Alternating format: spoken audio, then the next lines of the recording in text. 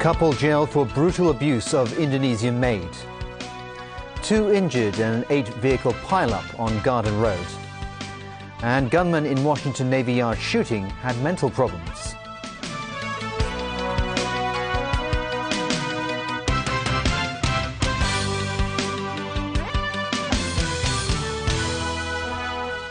Good evening. An 8-vehicle pileup on Garden Road this afternoon led to serious traffic congestion in the mid-levels. 2 people were injured. Jenny Lam reports.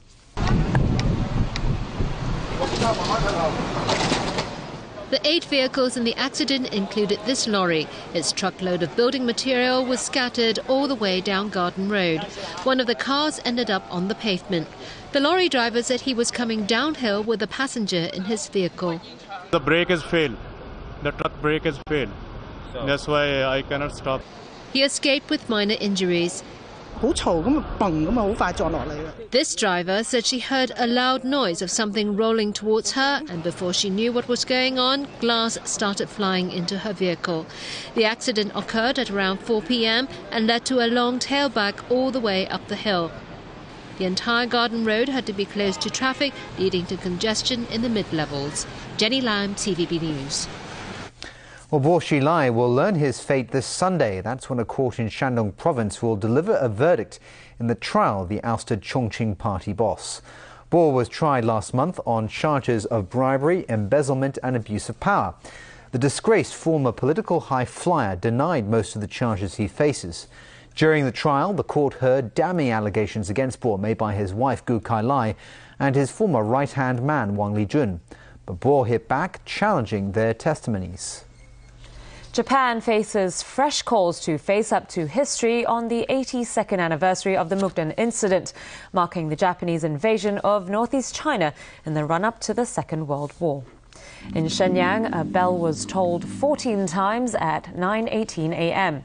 That symbolized 14 years of the Chinese campaign against Japanese aggression between 1931 and 1945. Other commemorative activities were held in many other parts of the country, including here in Hong Kong, where a group of activists rallied at the Japanese Consulate General in Central.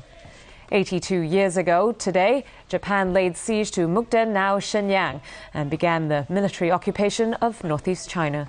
Japan launched a full-scale invasion in 1937. Turning overseas now, as authorities in the U.S. try to come up with a motive for the deadly Washington Navy Yard shooting 2 days ago, new details have emerged of the mental problems the gunman was suffering from. And questions are being raised on why he was able to buy guns. 13 dead in Monday's Washington Navy Yard bloodshed. The question now is, what triggered the rampage? It's emerged that the gunman, former U.S. Navy reservist Aaron Alexis, was in the early stages of treatment for serious mental problems. During a visit to Rhode Island last month, Alexis complained to police that people were talking to him through the walls and ceilings of his hotel rooms and sending microwave vibrations into his body to deprive him of sleep. But Alexis, a defense contract employee before his death, had never been declared mentally ill or stripped of his security clearance. He used a valid pass to enter the Washington Navy Yard, where he opened fire. Navy Secretary Ray Mabus has ordered a quick-look security assessment for all Navy and Marine Corps installations across the country. He expects that to be done and handed in to him by October 1st. Then there's the issue of gun control. Alexis bought a shotgun in Virginia just days before the shooting. He was said to have passed a federal background check. To Austria now, where a suspected poacher involved in yesterday's shooting deaths of 4 people, including 3 police officers, has been found dead. The gunman barricaded himself in a farmhouse and was locked in a standoff with police after the shooting rampage. Officers later stormed the premises and extinguished a fire in the cellar. They found a charred body believed to be that of the 55-year-old suspect. Police believe he started the blaze. The standoff began after the man broke through a roadblock in the province of Lower Austria near Vienna, where authorities were trying to catch hunters shooting deer without a license. He was then suspected to have gunned down several police officers and a paramedic before fleeing in a stolen police car to his home, apparently taking another policeman with him as a hostage. The body of the missing officer was later found in his patrol car. Local media said the gunman had confided to a friend earlier that he was schizophrenic. The foreign ministers of France and Russia clashed over who was responsible for a deadly sarin gas attack in Syria last month. While the United States, Britain and France blame the government of Syrian President Bashar al-Assad, Russia believes the attack was carried out by rebel forces. Alan Buchner reports. Russian Foreign Minister Sergei Lavrov and his French counterpart, Laurent Fabius, met in Moscow to discuss the Russian-U.S. brokered deal that would see Syria hand over its chemical weapons arsenal to the international community. But Lavrov said, not so fast. He asked for an objective investigation into the events, saying Russia has serious reasons to believe the attack was a provocation carried out by the rebels to further turn world opinion against the Assad regime. The UN Security Council is to decide on the Russia-US framework of a resolution, but it's still unclear when a vote on that will be taken. Speaking at the opening of the UN General Assembly, Secretary Ban Ki-moon expressed optimism for a new round of Syrian peace talks. As the international community unites against the threat of chemical warfare, it must also come together to stop the wider war that is destroying Syria. I hope we can build on the diplomatic momentum and move quickly to a peace conference and a political solution. Alan Buchner, TVB News. To our main local story now, and a couple have been found guilty and jailed for subjecting their Indonesian domestic helper to abuse over a 2-year period. In sentencing, the judge said the case undermined Hong Kong's reputation as a safe place for workers. Joada Silva reports. 42-year-old Tai Chi Wai and his 41-year-old wife, Catherine Au, were found guilty of 8 charges. The district court heard they subjected their Indonesian domestic helper, Kartika Puspitasari, to horrendous abuse for about 2 years. She was repeatedly beaten by the couple, who used shoes and a bicycle chain to hit her, and even scalded her in the face with a hot iron. In reaching his decision, Judge So Wai Tak rejected the defense claims that the 45 wounds and scars on Kartika's body were self-inflicted. He said a doctor's report had clearly ruled out that possibility. But the judge also dismissed some of the maid's claims, saying they were exaggerated. He said that it would not be logical for the couple to leave her tied up at home with their children.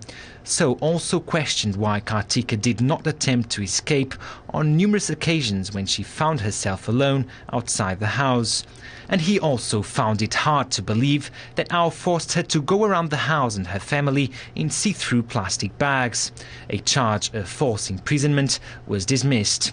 Still, Tai was jailed for 3 years and 3 months, and Au was sentenced to a 5.5-year jail term. When handing down the verdict, the judge emphasized the importance of sending a strong message to society that workers in Hong Kong, regardless of nationality, are protected by the law. Foreign domestic workers groups are satisfied with the verdict, but added that rules dictating that workers have to live with their employers have to change. We are hoping that there will be no Kartika, but it will happen if the Hong Kong government will listen to the concern and issues of the foreign domestic workers in Hong Kong, and if the Hong Kong government will review and repeal its policy that makes the working condition of the foreign domestic workers very vulnerable to exploitation. Joada Silva, TVB News.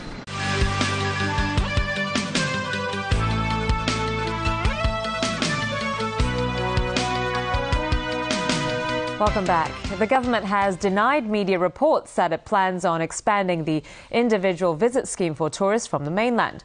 Secretary for Economic and Commerce Development Greg So said the administration won't push for more tourists until a study on Hong Kong's carrying capacity is done. The city's population problem is getting more politicised as local media capitalises on public fear. Newspaper headlines said today the government plans to add 3 more mainland cities to the current 49, which have an individual visit arrangement with the SAR, a report the government has refuted. There is no current plan to expand the number of cities under the individual visitor scheme to Hong Kong. So says the government is wrapping up a study on the city's carrying capacity to see how a balance can be struck between developing tourism and lessening the impact on the already dense local population. The solution must lie in the fact that we need to expand our capacity so that we could take in visitors and allowing them to have a very positive experience in Hong Kong. He didn't say how the government would increase the city's capacity, but the tourism industry has offered some suggestions.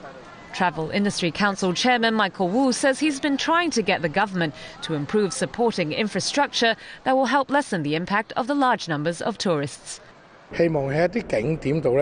For example, he said, pick-up and drop-off points at key sightseeing spots should be better designed so large tour buses don't end up blocking the way. Cheung Kong Holdings chairman Li Ka-shing warned yesterday that the negative effects of the government's property cooling measures may be evident next year. But today, Financial Secretary John Tsang defended the measures as effective in stabilising the property market.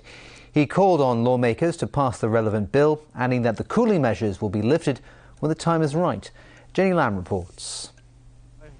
Li Ka-shing's decision to sell his supermarket chain, Park and Shop, sparked fear that Hong Kong's richest man is pulling his assets out of the territory.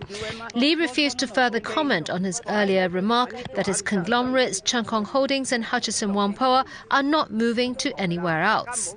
Yesterday, he warned of negative effects resulting from the government's property cooling measures, saying it is hard right now to predict which way housing prices will go.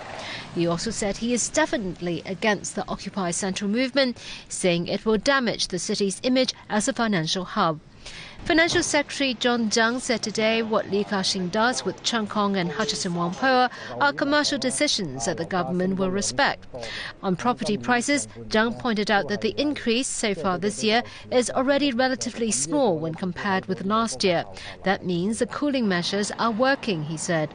The Financial Secretary urged legislators to pass the relevant bill soon, and the government, he added, will abolish those measures when the time is right. At the end of the day, he concluded, the solution to Hong Kong's housing woes lies in increasing supply. Jenny Lam, TVB News.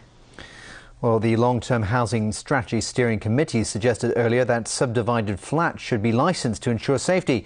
But an engineer points out that most of these dwellings do not comply with building regulations. Some landlords fear that costly licensing requirements will only force people out of their homes. Here's Jenny Lam again. A typical subdivided flat like this one is a maze of corridors that open into tiny units. The raised floor hides pipes so that each unit can have its own kitchen and toilet. In order to comply with building and fire safety regulations, the doors and walls must be able to withstand fire for at least 1 hour. There cannot be any added solid platforms, and a certified person must check that the property can support the weight of any alterations. The corridors alone in this unit will not comply with the minimum width requirement. Former legislator Raymond Ho, who represented the engineering industry, says most subdivided flats are not up to standard.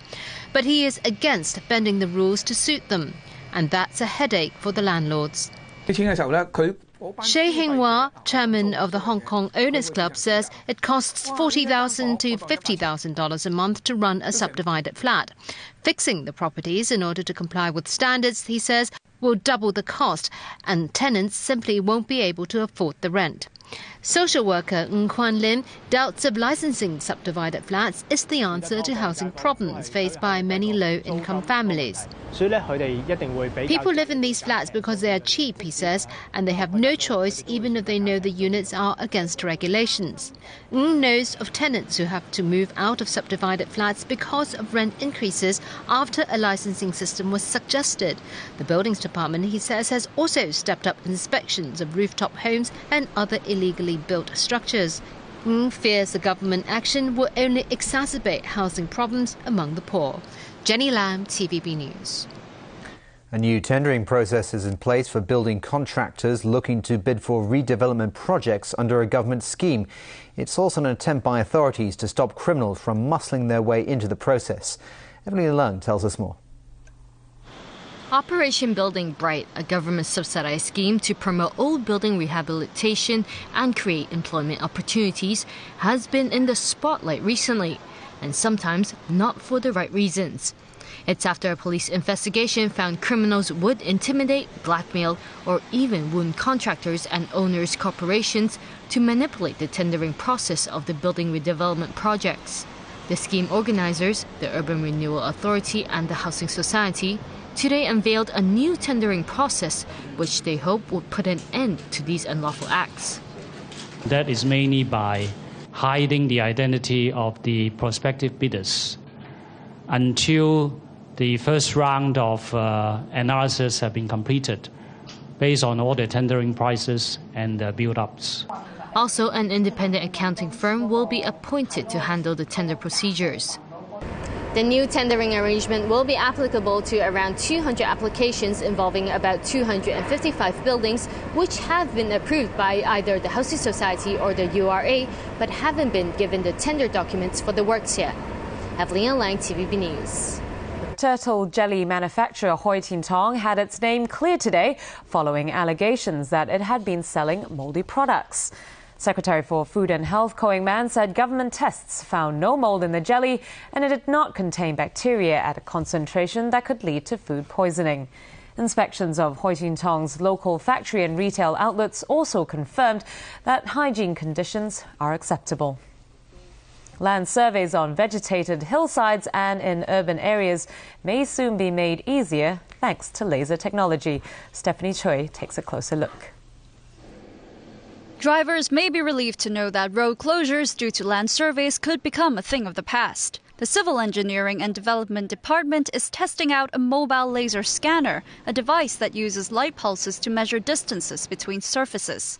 The device can be attached to a moving vehicle to collect data over large areas. So, workers can collect data from natural environments, such as hillsides, without creating temporary pathways.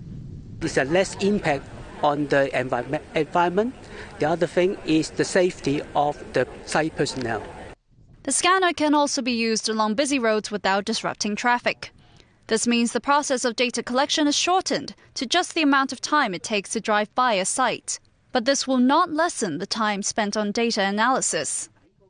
Although the mobile laser scanner is convenient, it cannot replace traditional methods of land surveying. For example, laser cannot go through opaque surfaces such as concrete, so only traditional tools can get the job done. Engineers say the scanner's ability to map out 3D images of slopes makes it a useful supplement to data collected through other means. Trials have already been carried out at locations such as Cloudview Road in North Point and Repulse Bay Road. Stephanie Choi, TVB News. And finally, a severe tropical storm in the region may ruin tomorrow evening's moon gazing during the Mid-Autumn Festival. The observatory says the storm Usagi was centered about 970 kilometers east-northeast of Manila at 7 p.m. and is moving in the general direction of the Luzon Strait. Usagi is forecast to bring cloudy weather to Hong Kong tomorrow evening. During the day, it'll be sunny with occasional heavy showers. But if you're determined to gaze at the moon, it'll be most round at 7:30 p.m. and highest in the sky at 22 minutes past midnight tomorrow. Well, fingers crossed the weather stays clear. Or you could just watch the news instead. That's the news for tonight. Thanks for watching. Good night.